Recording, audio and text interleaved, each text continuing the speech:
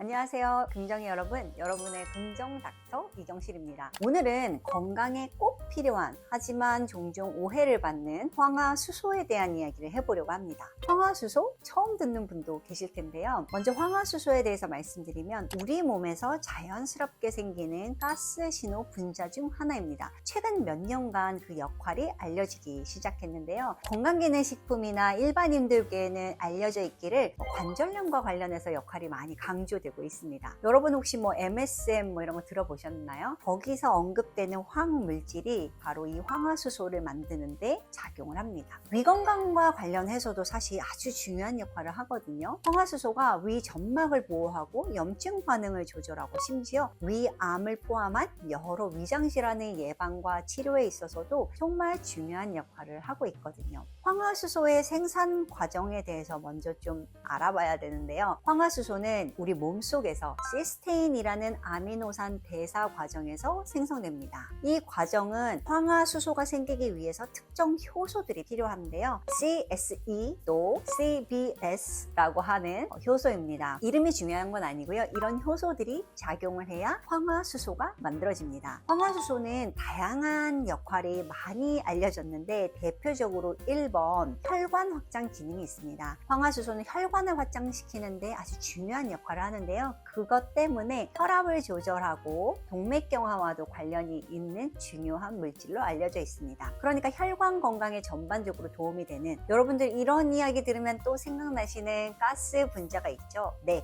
NO. 이 NO 가스와도 비슷한 역할을 하는 게 이 황화수소 가스입니다. 두 번째는 신경 전달 물질을 조절합니다. 신경계에서도 아주 중요한 역할을 한다는 거죠. 신경 전달 물질의 방출, 작용 이런 것들을 조절해서 뇌 기능이나 신경계 건강에 아주 밀접하다는 걸 요즘에 알게 됐어요. 세 번째는 세포 보호 메커니즘에도 필수적입니다. 세포 내에서 이 황화수소는 황산화 효과를 가지는데요. 그 때문에 세포를 손상되는 거로부터 보호해주는 중요한 역할을 하죠. 특히 산화 스트레스로 인해서 손상이 되면 이 세포는 괴사되기 마련인데 그로부터 예방이 돼서 만성질환의 예방 그리고 노화 과정을 늦추는 이른바 황노화 물질이라고 할 수 있습니다. 이런 황화수소의 기능들이 모두 인체 건강에 매우 중요하고 앞서 말씀드린 대로 혈액순환을 원활하게 해주고 신경계 건강을 유지시켜주고요. 또 세포를 보호하고 회복하는데 아주 중요한 역할을 하죠. 오늘 이야기하는 이 위와 연결해서도 위 점막의 재생과 회복 과정에 이 황화수소가 진짜 중요한 역할을 합니다. 위 건강 이야기하면서 제가 위 점막의 7가지 방어 기전 이런 이야기를 말씀드릴 때 미세순환, 혈액순환 이야기를 하면서 프로스타글란딘, NO가스 그리고 이 황화수소 가스를 잠깐 언급해 드렸는데 기억하시는 분이 계실지 모르겠어요. 위 점막은 우리 몸에서 진짜 정말 중요한 역할을 하죠. 외부를 처음 맞닥뜨리는 부분이죠. 특히 그리고 위산과 소화 효소의 공격으로부터 위벽을 보호하는 장벽 역할을 하는데요. 손상이 됐을 때 이걸 빠르게 회복시킬 때 아주 중요한 역할을 합니다. 황화수소는 첫 번째 앞서 말씀드린 것처럼 항산화 효과가 있기 때문에 점막세포의 기능을 올리는데 매우 필수적입니다. 위 점막이 위산이나 아니면 어떤 물질에 의해서 손상이 됐을 때 손상으로부터 세포를 보호하고 빠르게 회복을 하는데 돕는 거죠. 또 염증 반응을 조절합니다. 황화수소는 염증성 사이토카인 생산을 조절해서요. 염증 반응을 완화시킬 수 있어요. 염증은 손상된 점막의 회복 과정에 발생할 수는 있는데 황화수소가 이걸 잘 조절해서 더 심해지지 않게 억제할 수 있는 겁니다. 이런 황화수소의 기능은 위 건강을 유지하는 데 아주 필수적이겠죠. 그러니까 황화수소는 위염이나 위궤양, 위장질환의 예방과 치료에 매우 중요한 물질이다. 이렇게 정리할 수 있겠습니다. 이 황화수소가 근데 생기려면요. 혈액순환이 돼서 영양분이 와야 되죠. 그러다 보니까 혈액순환, 순환장애가 있는 분들이 황화수소도 잘 안 만들어지고 위 기능도 떨어집니다. 그런데 모든 게 중요한 것은 균형 그리고 적절한 것이 있다는 겁니다. 예를 들어 지금 제가 황화수소를 막 좋다고 이야기를 하면 많은 분들이 이 황이 들어있는 게 뭐가 있지? 이렇게 생각하실 수 있는데요. 실제 많은 사람들이 이걸 강조해서 드시는 음식이 바로 파, 부추, 마늘 이런 약간 매콤한데 캡사이신이 없는 물질들이 황이 들어있는 물질이거든요. 그래서 이른바 마늘이나 파, 부추, 양배추 양배추가 위에 좋다고 이야기할 때 황화수소와 연결해서 설명을 하시는 분들도 계십니다. 하지만 중요한 것은 균형이에요. 균형이 핵심이에요. 무슨 말이냐면 황화수소는 인체 내에서 다양한 중요한 기능을 수행하지만 실제 황화수소는 독가스입니다. 그래서 너무 많은 것은 우리 몸에 문제를 일으키죠. 그래서 보통 위 건강에 도움이 된다고 알려진 마늘, 파, 양배추 이런 것도 너무 과량 드시게 되면 우리 몸의 그 정교한 균형이 깨지면서 몸에 좋다고 들었는데 왜 나는 이렇게 힘들지?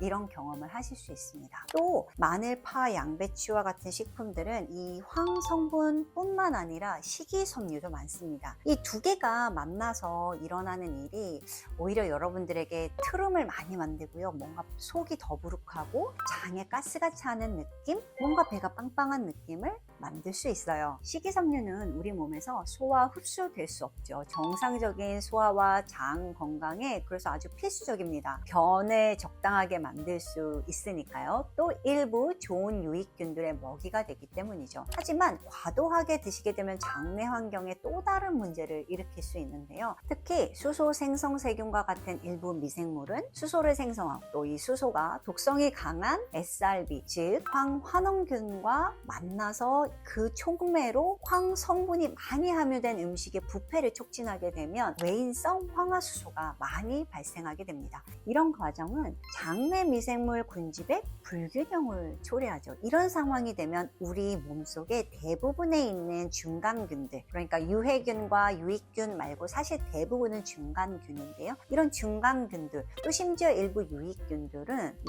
황화수소를 발생시키는 유해균으로 변하기도 합니다. 그런 연구 결과가 있었어요. 그래서 황화수소의 증가가 여러분들 보통 입냄새가 많이 나는 거, 그리고 방귀 냄새가 심한 거, 이런 증상을 일으킬 수 있고, 아까 말씀드린 것처럼 트름이 계속 나오고 뭔가 속이 불편한 느낌이 있을 수 있습니다. 또 대장의 점막 세포들은 일정량의 황화수소를 해독할 수 있는 능력을 가지고 있어요. 하지만 마늘, 파, 양배추와 같은 식품이 너무 많이 과다하게 황화수소를 만들게 되면 해독 능력을 초과하게 되죠. 그러면 대장 점막도 손상을 입을 수 있습니다. 이런 외인성 황화수소가 많아지는 건 오히려 염증 반응을 증가시킬 수도 있고요. 그래서 대장염이나 위염과 같은 소화질환도 오히려 발생 위험을 높일 수 있습니다. 무엇이든 적당한 게 가장 바람직하죠. 고농도의 황화수소는 세포 내에서는 오히려 정상적인 세포 기능을 방해합니다. 아까 말씀드린 것처럼 원래 고용량의 황화수소는 독가스이기 때문이에요. 세포 손상으로 이어질 수 있습니다. 이런 문제를 그럼 우리가 어떻게 피해 가야 할까? 황 성분이 풍부한 음식을 드시는 게 도움은 되지만요. 이게 너무 과유불급입니다. 좋다는 거를 또 너무 매일매일 드시면서 괴로워하지는 않으셨으면 좋겠어요. 특히나 황 독성에 예민하신 분들, 민감한 분들이 계시거든요. 내가 그런 사람인지 어떻게 알까? 마늘, 파, 부추가 많이 들어있는 거, 그러니까 만두죠. 만두나 딤섬, 그리고 마늘, 김치 이런 거를 드셨을 때 뭔가 속이 불편하고 가스가 차는 분이라면 내가 황 독성에 예민한 사람이 아닐까? 이렇게 생각을 하시면 좋겠고요. 그러니까 위에 좋다고 이런 음식의 설명을 듣고 불편한데 참고 드실 필요는 없습니다. 사람마다 다르다는 걸 꼭 기억하셔야 됩니다. 더군다나 이거는 이제 조금 더 깊이 들어가는 얘기긴 하는데요. 호모시스테인 대사에도 이 황화수소 역할이 꽤 중요합니다. 호모시스테인은 똑같이 염증성 장질환, 그리고 일부에서는 건성과 같은 피부질환, 비만, 대사증후군, 혈관질환, 각종 암, 매우 밀접하게 연결되어 있는 게 바로 이 호모시스테인입니다. 호모시스테인 수치가 높으면 동맥경화 위험이 높고 앞서 말씀드린 만성질환의 위험이 높아지는 걸로 되어 있거든요. 몸속에 이 호모시스테인이 특정 효소에 의해서 시스테인으로 분해되면서 황화수소를 생성시키는 거예요. 그러니까 호모시스테인이 낮아지려면 황화수소를 몸속에서 많이 만들 수 있는 사람이 동맥경화 위험도 낮고 만성질환 발생 위험도 낮은데, 만약에 여러분들이 외인성으로 황화수소를 많이 드시게 되면 이 과정이 잘 진행이 되지 않습니다. 그래서 종종 고기를 먹지 않는데 동맥경화 있는 분들 계세요. 이런 분들 호모시스테인도 상당히 높거든요. 이게 바로 이 포인트에 황화수소가 들어있다는 사실, 다음에 조금 더 심도 있게 말씀드리겠습니다. 오늘은 황화수소와 위 건강에 대해서 알아봤는데요. 생각보다 우리 몸이 정말 복잡해요. 올바르게 아주 균형을 잘 맞추는 게 중요하고, 다른 사람이 좋다고 하는 게 나한테 정말 또 딱 맞는 것도 아니고요. 골디락스라는 표현이 있습니다. 골디락스가 지금은 이제 거의 경제 용어가 됐는데, 너무 뜨겁지도 않고 너무 차갑지도 않고 무엇이든 약간 중간 정도인 것이 가장 좋은데, 건강은 정말 이게 아주 이론이 딱 맞습니다. 너무 과한 거, 너무 부족한 거 마찬가지로 질병과 연결이 되고요. 여러분들이 어떤 영상에서는 뭘 좋다고 하면 그거를 막 무작정 열심히 그것만 따라하지 마시고 취사 선택해서 골고루 한번 선택해 보시길 바랍니다. 오늘도 긍정닥터와 함께 해주신 여러분 감사드리고요. 다음 시간에 또 유익한 정보로 찾아오겠습니다. 여러분들 오늘도 긍정적인 하루 되시길 바라요. 건강하세요.